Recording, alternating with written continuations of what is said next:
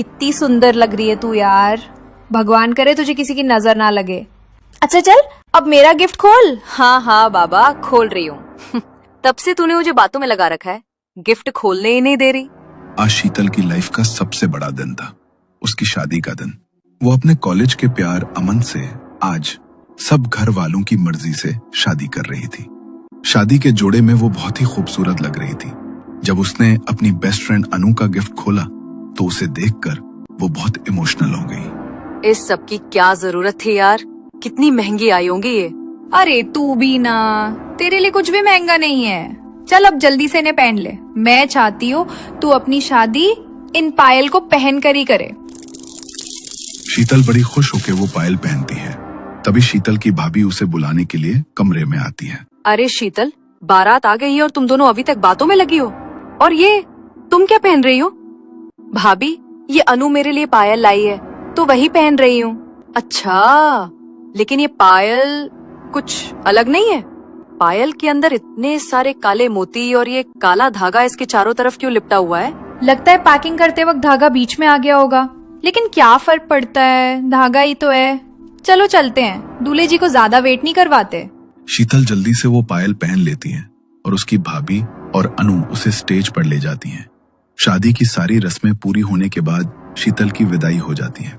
जब वो अपने ससुराल पहुंचती है तो उसकी सासू माँ आरती की थाली लिए खड़ी थी, लेकिन जैसे ही उन्होंने अपनी नई बहू की आरती करने की कोशिश की, अचानक दिया बुझ गया। हे भगवान, ये तो बहुत बड़ा अपशगुन है। बिना किसी हवा के दीपक अपने आप कैसे बुझ गया? अरे तुम भी ना माँ, छोटी छोटी बातों की कुछ ज्यादा ही टेंशन लेती हो। दीपक ही तो बुझा है, दोबारा जला लो। ऐसे माहौल में किसी को ज्यादा टेंशन ना हो, इसलिए अनीता ने दीपक दोबारा जलाने की कोशिश की, लेकिन काफी देर तक दीपक की लौ जली ही नहीं। अरे ये लौ तो जलने का नाम ही नहीं ले रही। कोई बात नहीं, हम बिना आरती के ही अंदर आ जाते हैं। नहीं बेटा, रुको। अनीता जैसे तैसे करके बड़ी मुश्किल से दीपक जलाती है, लेकिन ठीक से आरती हो पाती उससे पहले ही वो लौ दोबारा बुझ जाती है। अनीता के दिल में अजीब सी चिंता घर करने लगी, लेकिन उसने आरती की थाली साइड रखी और शीतल की ओर देखा। बहू, दाएं पैर से कलश को गिराकर घर के अंदर आ जाओ बेटा। शीतल बिल्कुल स्थिर खड़ी थी। उसने चावल से भरा कलश गिराया। ये तुमने क्या किया बहू? मैंने कहा था ना, दाएं पैर से। एक तो पहले ही मन बेचैन है, ऊपर से एक और अपशगुन। माँ, तुम्हें पता है ना, ये सब बातें मुझे बिल्कुल पसंद नहीं। अरे कलश ही तो गिराना था, अब दाएं से गिराओ या बाएं से, क्या फर्क पड़ता है? और वैसे भी हम बहुत थक गए हैं। रस्में पूरी हो गई हों तो अब प्लीज अंदर आ जाएं। अमन शीतल को लेकर अंदर आ गया, लेकिन उसकी मां का मन बार बार घबराता रहा। एक साथ दो दो अपशगुन ने उसे भीतर तक बेचैन कर दिया। शीतल अपने कमरे में घूंघट ओढ़े बिस्तर पर चुपचाप बैठी थी। थोड़ी देर बाद अमन कमरे में आया। अरे कम से कम अब तो अपने चेहरे से घूंघट हटा लो। शीतल ने अमन की बात का कोई जवाब नहीं दिया। तभी अमन मुस्कुराता हुआ धीरे धीरे आगे बढ़ा। उसने शीतल के चेहरे से घूंघट उठाया। वहां कोई और था, जिसका चेहरा पूरी तरह जला हुआ था और मुंह से लगातार खून रिस रहा था। उसे देखकर अमन की चीख निकल गई और वो नीचे गिर पड़ा। तभी उसके कानों में दरवाजा खुलने की आवाज गूंजी। उसने पीछे मुड़कर देखा तो शीतल हाथ में दूध का गिलास लिए कमरे में आ रही थी। ये देखकर अमन के पैरों तले से जमीन खिसक गई। अरे आप इस तरह नीचे क्यों बैठे हो, क्या हो गया? तुम तो अभी अंदर थी ना, तुम बाहर से कैसे आई? क्या? मैं तो आपके लिए दूध लेने गई थी, मैं तो कमरे में आई ही नहीं। क्या? तो फिर वो कौन थी? अच्छा जी, तो मुझे डराने की कोशिश चल रही है। अच्छी तरह जानती हूँ मैं आपको, लेकिन इस बार मैं आपकी बातों में नहीं आने वाली। अमन को कुछ भी समझ नहीं आ रहा था कि अभी थोड़ी देर पहले उसके साथ क्या हुआ। वो हिम्मत करके उठा। शीतल ने मुस्कुराते हुए उसके हाथ में दूध का गिलास थमा दिया, लेकिन जैसे ही अमन दूध पीने लगा उसकी आंखें चौड़ी हो गईं। दूध के अंदर अनगिनत कीड़े रेंग रहे थे और दूध का रंग खून की तरह लाल हो चुका था। क्या हुआ? आपने दूध का गिलास क्यों फेंक दिया? तुमने देखा नहीं कितने सारे कीड़े रेंग रहे थे इस दूध के अंदर। क्या? कीड़े? कैसी बातें कर रहे हैं आप? ओके, आज का दिन बहुत हेक्टिक था, शायद इसी वजह से थक गए हैं आप। अब शांति से सो जाइए, कल आराम से बात करेंगे। ये बोलकर शीतल ने अमन की तरफ एक अजीब सी स्माइल दी। अमन अब उसकी तरफ देख भी नहीं पा रहा था, इसलिए वो चुपचाप अपनी आंखें बंद करके लेट गया। लेकिन नींद उसे कहीं से नहीं आ रही थी। वो बार बार करवटें बदल रहा था। तभी उसके कानों में एक अजीब सी फुसफुसाहट की आवाज पड़ी। उसने आंखें खोली तो शीतल कमरे में नहीं थी, लेकिन फुसफुसाहट अब भी उसके कानों में गूंज रही थी। तभी उसे लगा कि बाथरूम के नल से पानी बह रहा है। वो धीरे धीरे उठा और बाथरूम की तरफ बढ़ा। दरवाजा आधा बंद था। उसने जैसे ही दरवाजा खोला, नल चालू था और बाथरूम के कोने में शीतल अपनी पीठ करके बैठी हुई थी। ऐसा लग रहा था मानो वो हंस हंस कर किसी से बात कर रही है। ये देखकर अमन बुरी तरह डर गया। शीतल, तुम यहाँ पर क्या कर रही हो और किससे बात कर रही हो तुम? जैसे ही अमन का आवाज शीतल ने सुना, वो अजीब तरीके से रोने लगी।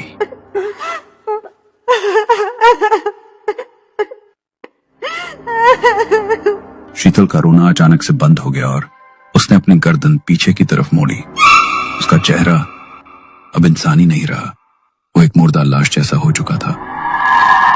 उसकी आंखें धसी हुई, होठों से खून रिस रहा था और वो गुस्से से अमन को घूर रही थी। उसे देखकर अमन के पैर डर के मारे कांपने लगे। तभी शीतल अचानक बहुत गुस्से से उसकी तरफ बढ़ी और उसने अमन की गर्दन पकड़कर उसे हवा में उठा दिया। शीतल, छोड़ो मुझे। तेरी शीतल नहीं है, अब ये मेरी है। तू भूल कर भी अगर इसके पास आया तो जिंदा नहीं बचे। अब ये हमेशा के लिए सिर्फ मेरी है और इसे मैं अपने साथ लेकर ही जाऊंगा। शीतल के मुंह से ये बात सुनकर अमन की आंखें फटी की फटी रह गईं। अगले ही पल शीतल ने उसे किसी खिलौने की तरह दीवार की तरफ फेंक दिया। अमन के सर से खून बहने लगा और वो वहीं पर बेहोश हो गया। सुबह जब शीतल की आंख खुली तो उसने देखा अमन जमीन पर पड़ा है और उसके चारों तरफ खून फैला हुआ है। वो जोर से चिल्लाई तो घर के सब लोग कमरे के अंदर आ गए। देखो ना माँ, अमन को ये क्या हो गया है? ओह माय गॉड, भैया को तो बहुत ज्यादा चोट लग गई है। जल्दी से इन्हें हॉस्पिटल लेकर चलना होगा।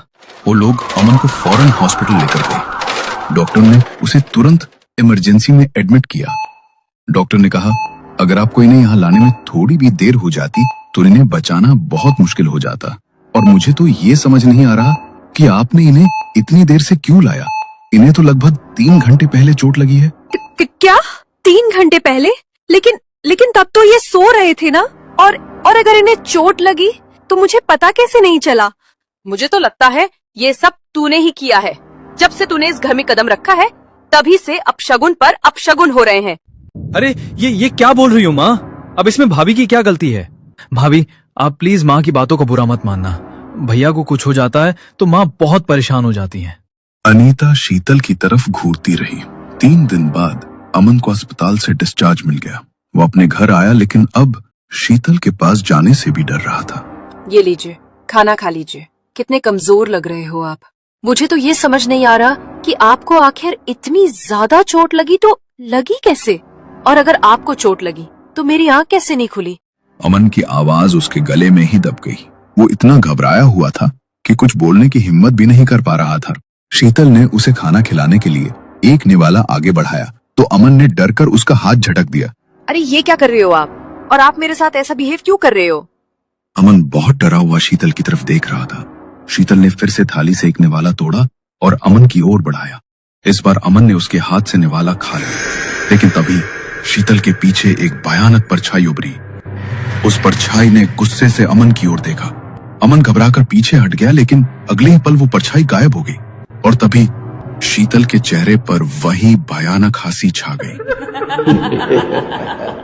अमन बुरी तरह डर गया। वो घबराकर उठा और सीधा कमरे से बाहर भागने लगा। अमन, क्या हुआ तुझे? तू इस तरह घबराकर कहाँ भाग रहा है? आपको देखकर तो ऐसा लग रहा है जैसे आपने कोई भूत देख लिया हो। एक तो वो डरा हुआ है, ऊपर से ऐसी बातें कर रही हो। सचमुच आजकल की लड़कियों में अकल नाम की तो चीज ही नहीं होती। अनीता की इस बात को सुनकर शीतल का चेहरा अजीब सा बन गया। वो गुस्से में अपनी मुट्ठी भींचती है और वापस अपने कमरे में चली जाती। ये बुढ़िया बहुत बीच में आ रही है, लगता है इसे रास्ते से हटाना ही पड़ेगा। रात को सब लोग सो रहे थे। अमन डर के मारे आज अपने भाई राहुल के साथ ही लेटा था। तभी रात के करीब 1 बजे अनीता के कानों में कुछ खटपट की आवाज पड़ी। इतनी रात गए, ये कैसी अजीब सी आवाज आ रही है?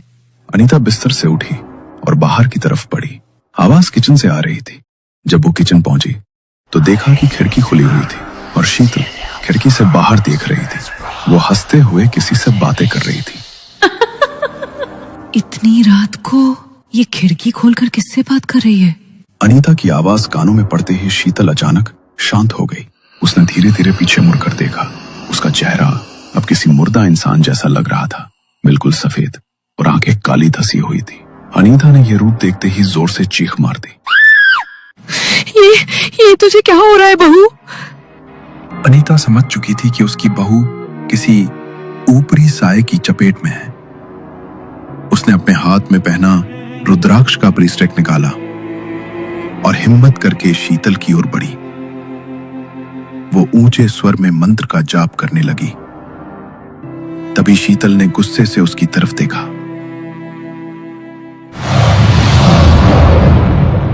चुप कर बुढ़िया, ये मंत्र जाप बंद कर। अगर तू चुप नहीं हुई तो हमेशा के लिए शांत कर दूंगा तुझे।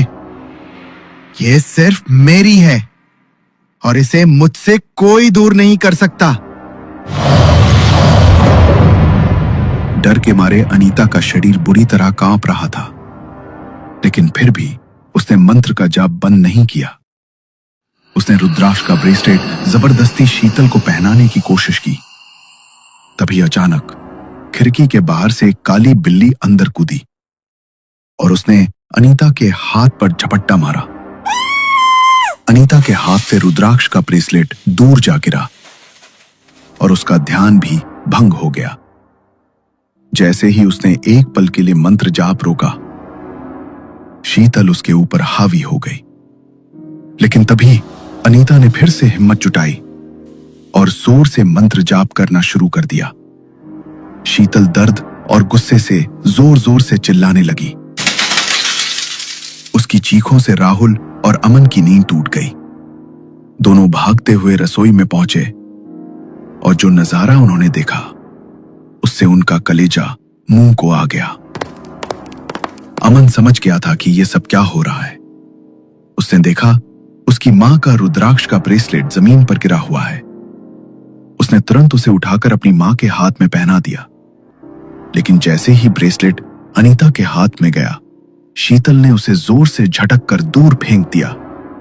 तभी राहुल बिना समय गवाए घर के मंदिर की तरफ दौड़ा। उसने वहां से गंगा जल उठाया और शीतल पर छिड़क दिया। गंगा जल का स्पर्श पाते ही शीतल जमीन पर गिर पड़ी। उसका शरीर बुरी तरह कांप रहा था और फिर वो बेहोश हो गई। उन्होंने तुरंत उसे उठाकर कमरे में लेटा दिया। ये सब क्या हो रहा है? क्या हो गया है ये भाभी को? मुझे तो पहले दिन से ही कुछ गड़बड़ लग रही थी। बहू को कुछ तो जरूर हुआ है। एक के बाद एक अपशगुन।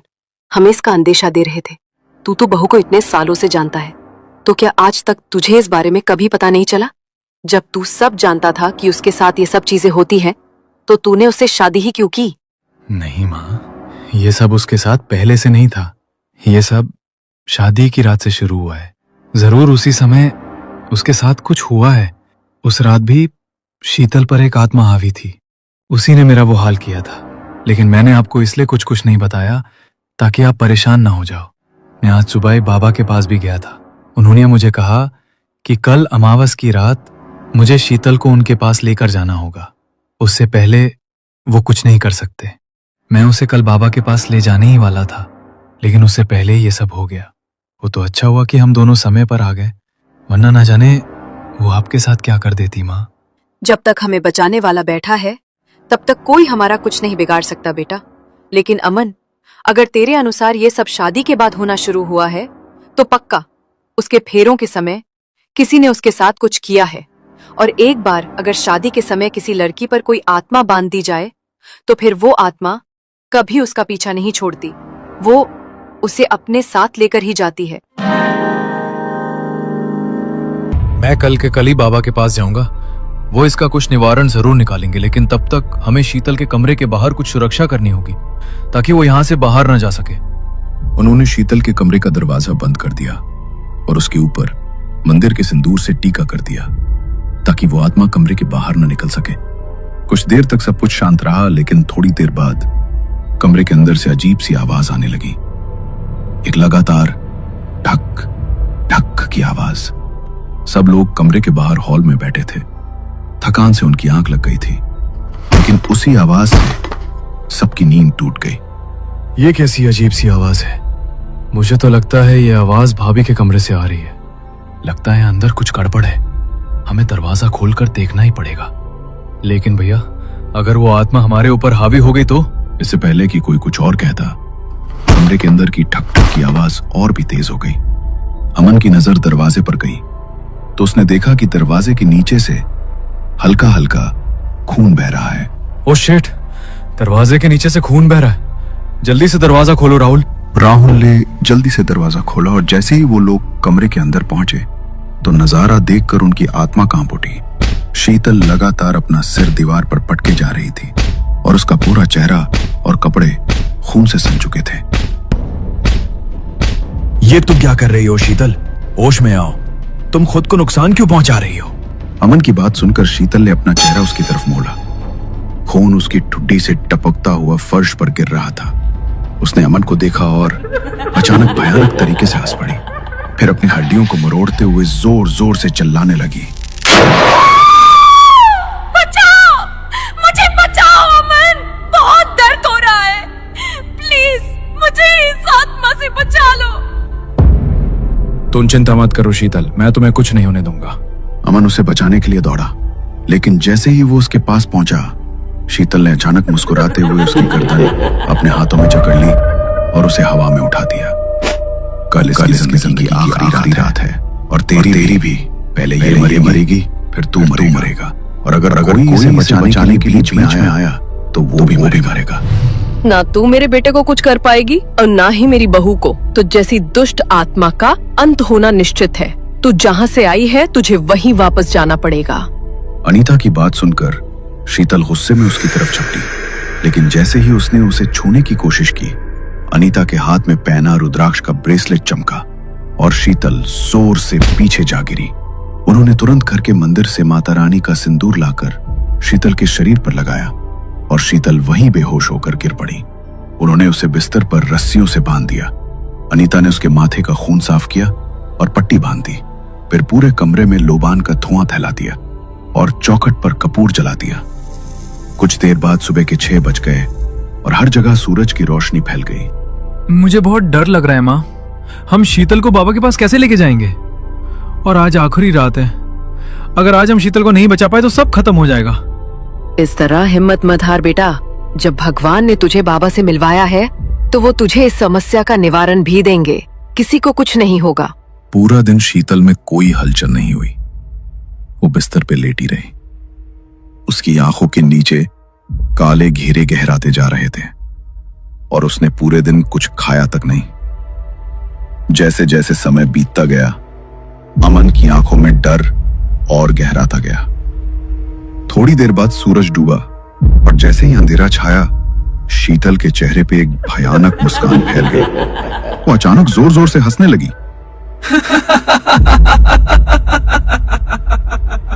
जी भर देखो इसे, क्योंकि आज की रात गई तो ये अगले दिन का सूरज कभी नहीं देख पाएगी।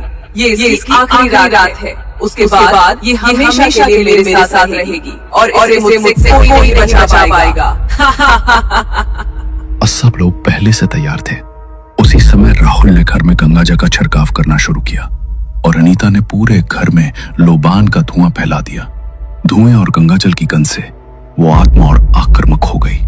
शीतल का शरीर बेकाबू होने लगा और उसने पास की टेबल से चाकू उठा लिया। वो अपने ही शरीर पर वार करने लगी। अमन ने पीछे से दौड़कर उसके हाथ पर जोर से धक्का मारा। चाकू उसके हाथ से छूटकर दूर जा गिरा। उसी क्षण शीतल का ध्यान भटका और उसी समय अमन ने उसके गले में रुद्राक्ष में पिरोया हुआ धागा डाल दिया। रुद्राक्ष का स्पर्श पाते ही शीतल दर्द से तड़पने लगी। उसका शरीर झटके खाने लगा और वो जोर जोर से चीखने लगी।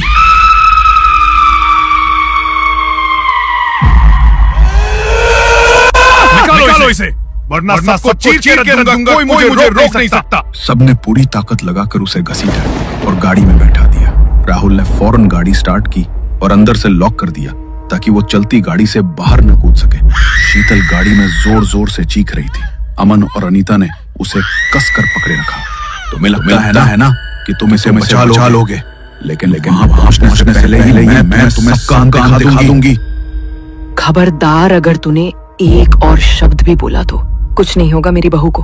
ओम नमः शिवाय, ओम नमः शिवाय, ओम नमः शिवाय। अमन और अनीता मिलकर ओम नमः शिवाय का जाप करने लगे। उस जाप की गूंज सुनकर शीतल के कानों से खून बहने लगा और वो और जोर जोर से चिल्लाने लगी। उसकी चीख इतनी भयानक थी कि मानो सबके कानों के पर्दे फट जाएंगे, लेकिन फिर भी उन्होंने जाप जारी रखा। आधे घंटे की ड्राइव के बाद वे गांव के पुराने मंदिर पहुंचे। बाबा मंदिर के बाहर यज्ञ कुंड के सामने बैठे थे।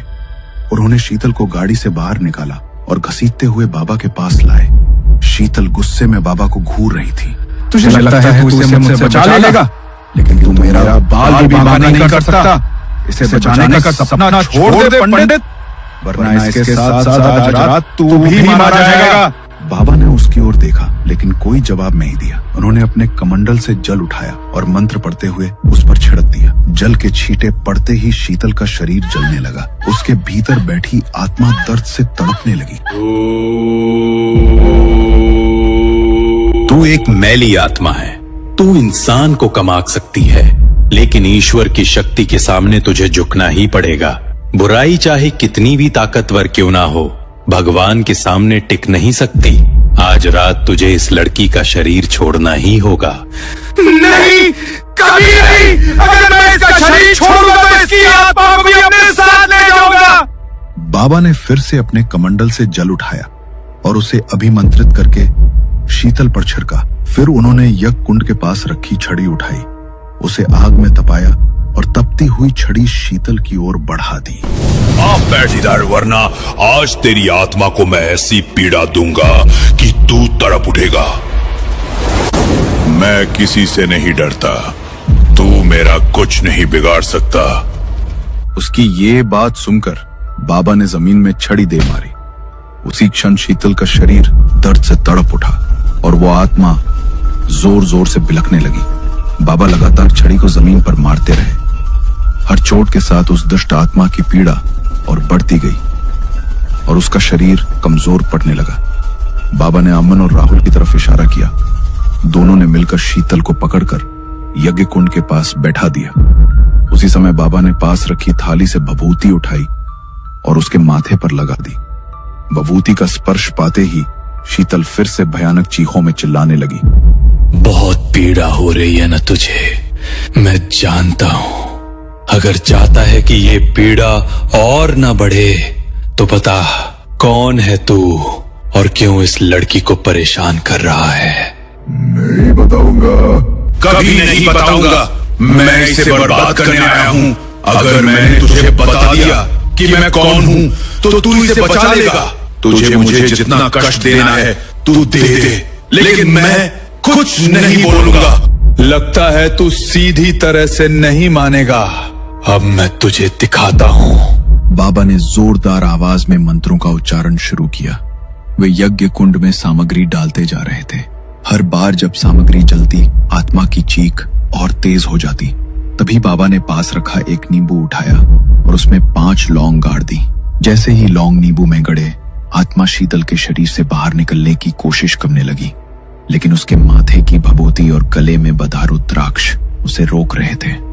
भगवान भी चाहते थे कि ये आत्मा अब शीतल के शरीर से यूं ही न निकले, क्योंकि अगर एक बार बाहर आ गई तो वो शीतल की आत्मा को भी उसके साथ ले जाता और उसे काबू करना असंभव हो जाता। आज की रात ही अंतिम थी, जब या तो शीतल का अंत होना था या उस दुष्ट आत्मा का।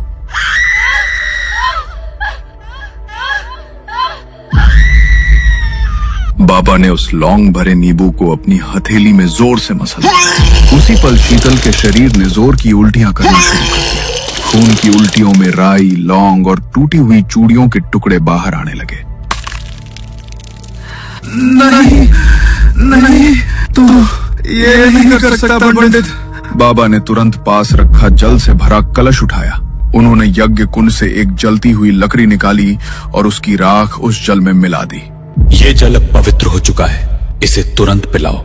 ये दुष्ट आत्मा इसे कभी स्वेच्छा से पीने नहीं देगी, लेकिन इसे जबरदस्ती पिलाना ही होगा। शीतल बुरी तरह तड़प उठी।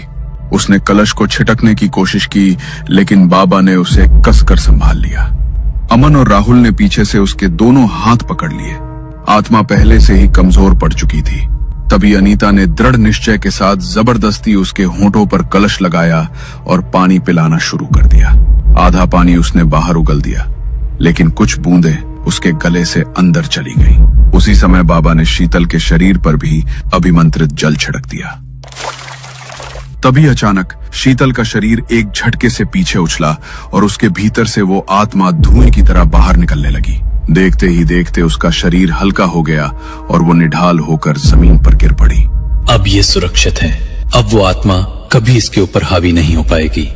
लेकिन बाबा, आखिर वो आत्मा मेरी बहू पर हावी हुई कैसे? कोई भटकती आत्मा ऐसे ही किसी को पकड़ तो नहीं लेती? सही कहा तुमने। ये आत्मा खुद ब खुद इसके पास नहीं आई थी। इसे तुम्हारी बहू की शादी की रात इसके साथ बांध दिया गया था, तभी से ये इसके साथ बनी हुई थी। अगर तुम लोग आज रात यहाँ नहीं आते तो ये आत्मा इसे अपने साथ ले जाती। क्या? लेकिन वो कौन है? इसने जानबूझकर शीतल के साथ ऐसा किया? मैं तुम्हें उसका नाम नहीं बता सकता, लेकिन वो जो कोई भी है, खुद ब खुद तुम्हें उसके बारे में पता चल जाएगा, क्योंकि शीतल का शरीर छोड़ने के बाद वो अब उसी के पास वापस जाएगी जिसने उसे शीतल के साथ बांधा था। अब वो आत्मा आज रात उसकी जान लेकर जाएगी। बाबा ने शीतल और पूरे परिवार को रक्षा सूत्र बांध दिया और वो लोग शीतल को लेकर वापस घर आ गए। वो लोग इस बारे में सोच ही रहे थे कि किसने शीतल के साथ ऐसा किया कि तभी सुबह सुबह शीतल के भाई का फोन आया। तुम्हारी भाभी नहीं रही शीतल। कल रात को अचानक न जाने उसे क्या हुआ। और ये बात सुनकर शीतल के पैरों तले से जमीन खिसक गई कि वो उसकी भाभी ही थी जिन्होंने उसके साथ ऐसा किया। वो पहले तो कुछ समझ नहीं पा रही थी, लेकिन अचानक उसे सब कुछ समझ आने लगा। मैंने तुम्हें कितनी बार बोला है कि मुझे परेशान करना बंद करो। मैं तुमसे शादी नहीं करना चाहती। लेकिन मैं तुमसे बहुत प्यार करता हूँ शीतल। मैं तुम्हें बहुत खुश रखूंगा। अगर तुमने मुझसे शादी नहीं की तो मैं अपनी जान दे दूंगा। तुम्हारा दिमाग खराब हो गया है क्या? अगर तुम मेरी भाभी के भाई ना होते तो अब तक मैं भैया को तुम्हारे बारे में सब बता चुकी होती। बस मैं तुम्हारे उनके साथ रिश्ते खराब नहीं करवाना चाहती, इसलिए चुप हूँ। और मैं किसी और से प्यार करती हूँ और शादी भी उसी से करूंगी। लेकिन अगर आज के बाद तुमने मुझे परेशान किया तो मैं भी रिश्तों की शन भूल जाऊंगी। शीतल की भाभी का छोटा भाई अमित हाथ धोकर उसके पीछे पड़ा था, लेकिन शीतल उससे शादी नहीं करना चाहती थी। वो कॉलेज टाइम से ही अमन से प्यार करती थी और जब अमन से उसकी शादी तय हुई तो अमित ये बात बर्दाश्त नहीं कर पाया। वो बहुत नशा करता था और सन की किस्म का लड़का था। अपनी जान देने से पहले उसने अपनी बहन के नाम एक नोट लिखा। वो नोट जब शीतल की भाभी मेनका को मिला तो उनके पैरों तले से जमीन खिसक गई। इसका मतलब मेरे भाई ने उस शीतल की वजह से अपनी जान दी। क्या कमी थी मेरे भाई में जो उसे ठुकरा कर उसने किसी और से शादी की? तेरी वजह से मेरा भाई मारा गया शीतल। तुझे भी मैं चैन से नहीं रहने दूंगी। जिस तरह मेरा भाई तड़प तड़प कर मरा, वैसे ही अब तू भी मरेगी। मेनका अब शीतल को अपने भाई की मौत का जिम्मेदार मान रही थी। वो एक तांत्रिक के पास गई। मैं नहीं चाहती कि मेरा भाई मुक्त हो। मैं चाहती हूँ कि उसकी शादी वाली रात मैं अपनी भाई की आत्मा को उसके साथ बांध दूं और वो खुद उससे अपना बदला ले। मेनका ने अपने भाई की आत्मा को बंधवा लिया और जिस रात शीतल की शादी थी, उसने शीतल के लहंगे की चुन्नी पर खून के टीके लगा दिए और उसके साथ अपने भाई की अस्थियों का छिड़काव कर दिया। जब शीतल ने अपने शादी के फेरे लिए तब वही आत्मा उसके साथ बंध गई, लेकिन जब बाबा ने उसे शीतल के शरीर से निकाला तो वो मेनका के पास जा पहुंची, क्योंकि जब एक आत्मा को किसी के ऊपर छोड़ा जाता है और वो उसे ना मार पाए तो वो उसी के पास वापस जाती है जिसने ऐसा करवाया हो। बाबा ने तो शीतल को बचा लिया, लेकिन अपने बदले की भावना में उसकी भाभी को अपनी ही जान गंवानी पड़ी।